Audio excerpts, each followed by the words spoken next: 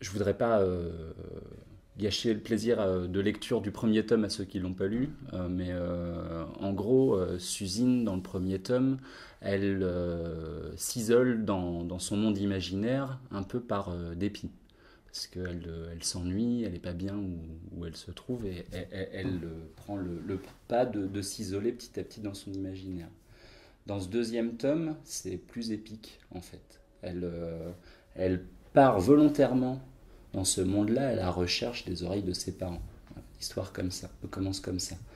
Euh, Ça change pas mal de choses, parce qu'il n'y a plus l'esprit récréatif du premier où elle faisait ça, on peut imaginer, le mercredi après-midi en s'ennuyant à la maison.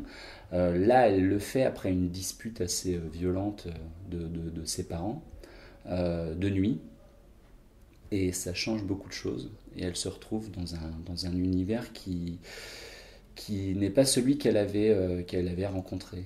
Comme tu le dis, enfin, on n'est plus dans un univers très bonbon, très, très coloré. Ça revient au fur et à mesure de l'album, mais c'est vrai que les premières planches sont volontairement glauques dans le premier sens du terme, c'est verdâtre, quoi.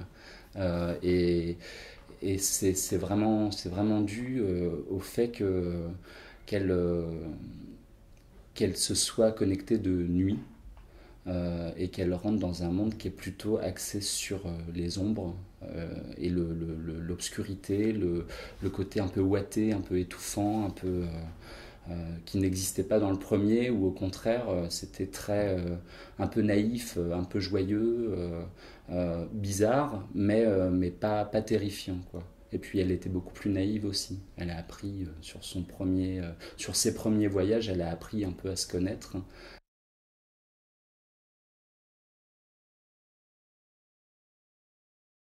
Ouais, bah ouais, enfin moi je pense qu'on est là-dedans, mais je pense que ça a toujours été. Il y a toujours un décalage. Enfin, je pense qu'il y a toujours eu un décalage entre les parents et leurs enfants.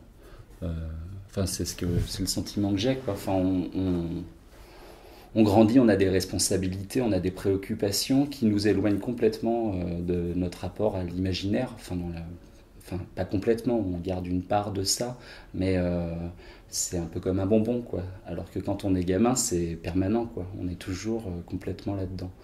Là, par rapport au conte et à son intégration, en gros, dans notre époque, euh,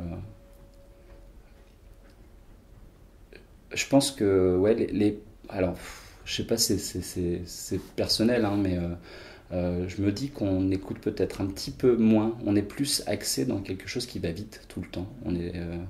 On a nos smartphones, nos machins, tout ça. Enfin, on est au taquet en permanence, en fait, quoi. On décroche jamais réellement, qu'on soit à la maison ou qu'on soit au travail. Il y a toujours un rapport où on est plus ou moins dans ce même univers. Et les enfants, eux, ils sont dans un truc qui est un peu qui reste le même. Ils sont impatients, mais comme des enfants. Ils ne sont pas impatients comme des adultes qui ont plus des exigences par rapport au temps. Le fait que on considère ne pas en avoir assez. Un enfant, c'est un peu le contraire. Il en a trop du temps et la plupart du temps, il s'emmerde, quoi. Enfin, moi, j'ai ces souvenirs-là. Et c'est vachement bien l'ennui. Enfin, c'est ce qui crée l'imaginaire. Et le décalage entre Suzine et ses parents, il est beaucoup là. Elle est dans un imaginaire parce qu'elle a beaucoup le temps pour ça. Et puis, elle est face à des considérations d'enfant. Elle pense qu'elle peut changer les choses. Euh, ouais, voilà, quoi. Enfin, la transposition, pour moi, elle se fait un petit peu à ce niveau-là, quoi. C'est cette volonté qu'a cette petite fille de, d'arranger les choses à sa manière et, et de, et de faciliter, ouais, l'entente, l'écoute, et puis voilà, quoi. Enfin, on verra ce qui lui arrive tout au long du bouquin.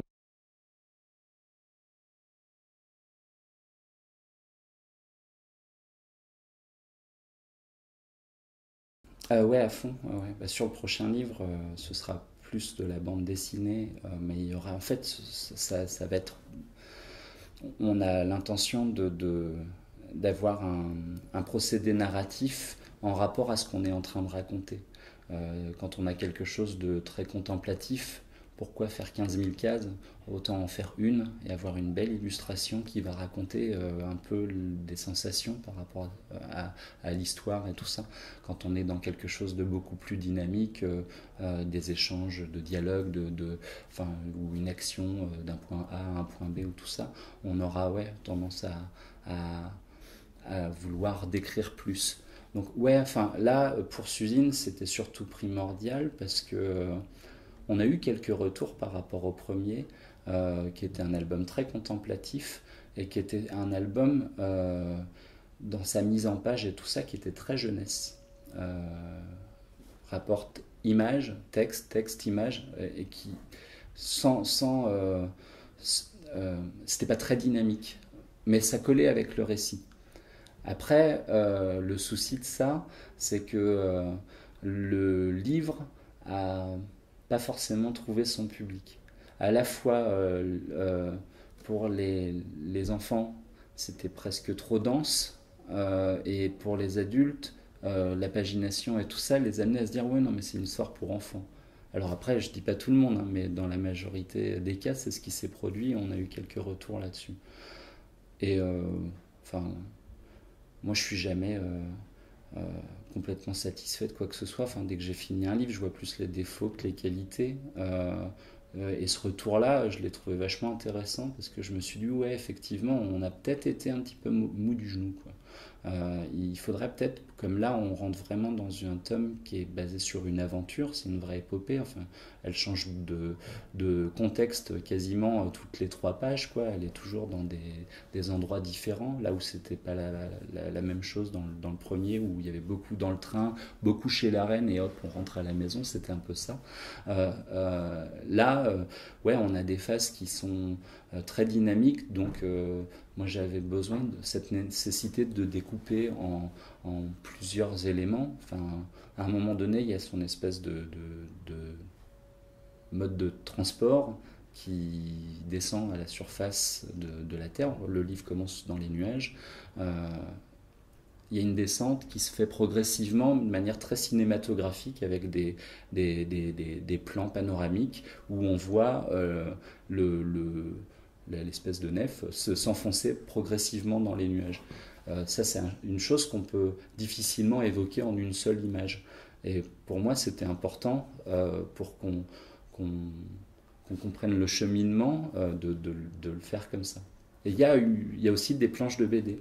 Il y en a une qui est censée mettre le vrai point de départ à l'aventure. Parce que Suzine arrive dans son monde, elle découvre un monde qu'elle ne connaît plus.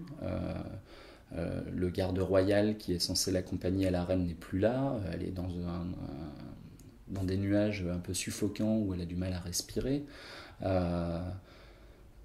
C'est On en parlera tout à l'heure, mais c'est un peu une nouvelle vision, c'est un peu une nouvelle naissance pour elle. Elle débarque dans un truc qu'elle ne connaît pas, quoi. Et après commence vraiment son épopée où elle va redescendre sur Terre et enfin sur Terre, dans son univers, sur la terre ferme, on va dire, et où elle va se retrouver, avant tout est caché par les nuages, mais là elle va se retrouver face à un monde qui est vraiment très obscur par rapport à celui qu'elle a connu. Et bah, tout ça, enfin, on a voulu il y a 2 planches de BD qui sont pas du tout traitées comme le reste de l'album, qui sont vraiment là pour cloisonner. Euh, c'est un peu comme une deuxième ouverture au livre.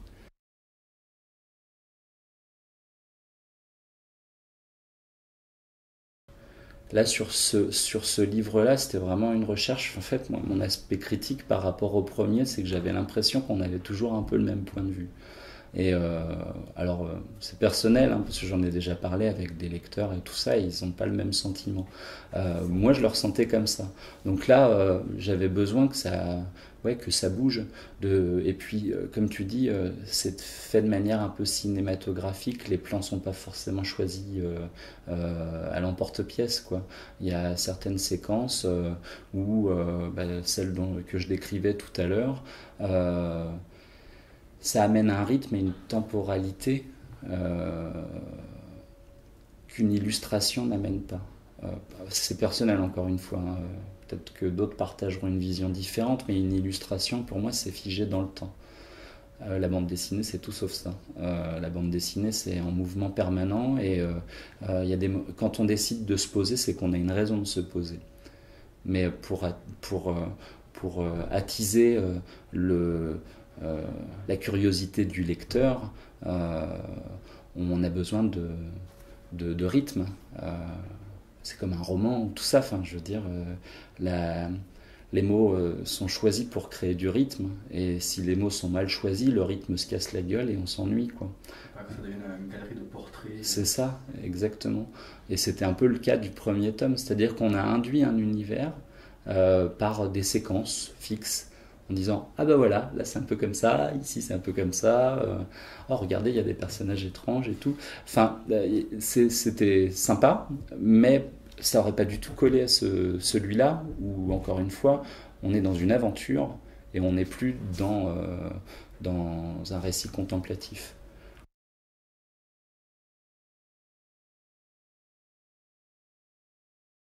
Je vais essayer de décrire brièvement, enfin en tout cas le mieux possible, une intention au début du bouquin. Comme je disais tout à l'heure, ce tome-là est différent de l'autre parce qu'on est dans une aventure et que Suzine rentre dans ce monde volontairement. Là, enfin, elle rentrait volontairement dans le premier aussi, mais bon, enfin, ce que j'expliquais tout à l'heure, c'est que là, elle y rentre pour une raison précise, ce qui n'était pas le cas avant. Et elle va se connecter de nuit. Alors, Suzine, quand elle rentre dans le dorme-éveil, il y a une sorte de rituel, une télé éteinte, débranchée, et dans laquelle elle se fabrique un chapeau. C'est un porte-au-loin qui lui permet un peu enfin c'est pas un porte-au-loin, je dis une bêtise, c'est lui permettre de rentrer dans son univers. C'est tout un tas de rituels comme ça qui fait qu'elle se met en condition pour rentrer dans son univers. Et donc la séquence commence comme ça. Suzine est debout sur son lit. Là, elle est debout sur son lit de manière totalement volontaire. Elle n'est pas désabusée comme dans le premier tome où elle pleurait, elle n'était pas bien et elle rentrait dans sa télé éteinte de manière triste et ouais, désabusée. Là, au contraire, elle est vaillante, un peu intrigante, quoi. Et en même temps, on sent dans son regard qu'elle est un petit peu, un peu inquiète, quoi. Elle ne sait pas du tout à quoi elle va se confronter. Et donc, elle rentre dans cette télé. Et il y a tout un cheminement avec une mise en page qui tourne un peu autour des textes, où on la voit progressivement, pas dégringoler, mais c'est un peu comme si elle nageait. Il y a des poissons, une sorte de poissons autour d'elle.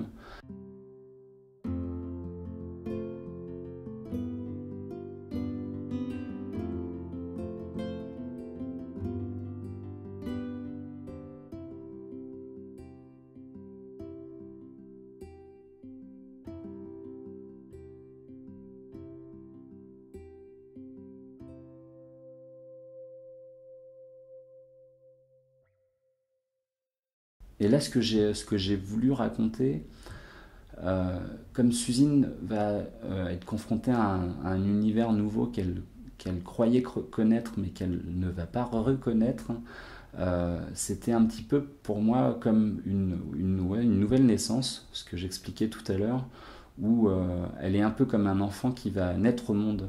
Alors, il y a quelque chose d'à la fois douloureux, peu rassurant. On part d'un milieu confortable pour se confronter à ne serait-ce que la respiration.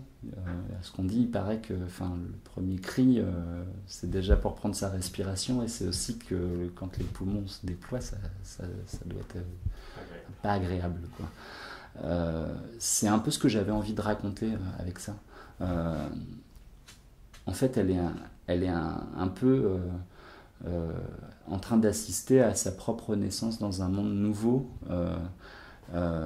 qu'elle connaît pas, quoi, et qui va qui va l'inquiéter. Donc elle descend comme ça, et puis elle surgit. Et contrairement à la naissance d'un enfant, souvent, enfin, un enfant, on a la vision d'un gros rayon de lumière, avoir des spots dans la figure et quelque chose d'assez dur et violent. Là, elle arrive dans quelque chose qui est plutôt très feutré, un peu obscur. C'est c'est un peu une naissance un peu déséquilibrée, quoi. Ça devrait pas se passer comme ça.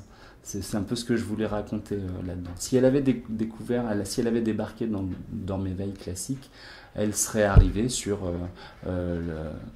les fanons sablés, comme on les appelait, donc des espèces de grandes plages avec des arbres avec des yeux et des petits moulins sur les branches. Et puis elle aurait rencontré le garde royal qui est une sorte de basset. Et elle aurait été parfaitement dans un contexte qu'elle connaît. Là, je voulais vraiment insister sur le fait, d'une part, qu'elle se retrouve seule, dans quelque chose de sombre, et quand on la voit surgir comme ça d'entre les nuages, alors on ne sait pas encore que ce sont des nuages, c'est assez...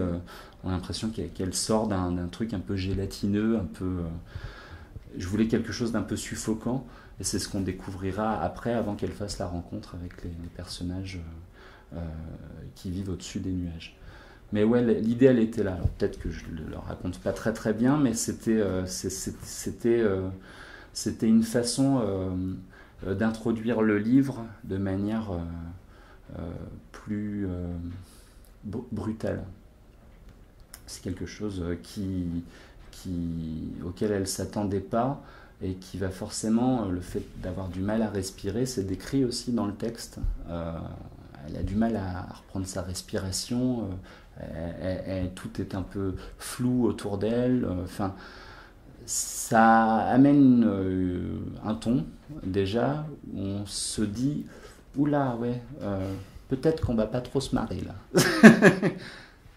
J'en dis pas plus, parce que comme dans le premier, moi j'aime bien jouer entre le côté doux-amer, c'est ce que j'avais raconté, je crois, la première fois qu'on s'était rencontrés. On garde cet esprit-là, ça reste quand même le dorme-éveil, avec tout son lot de curiosité. C'est peut-être plus sombre, mais c'est pas forcément dérangeant, quoi. Enfin, c'est un entre-deux. C'est comme d'hab, ça reste son univers, ça reste son imaginaire.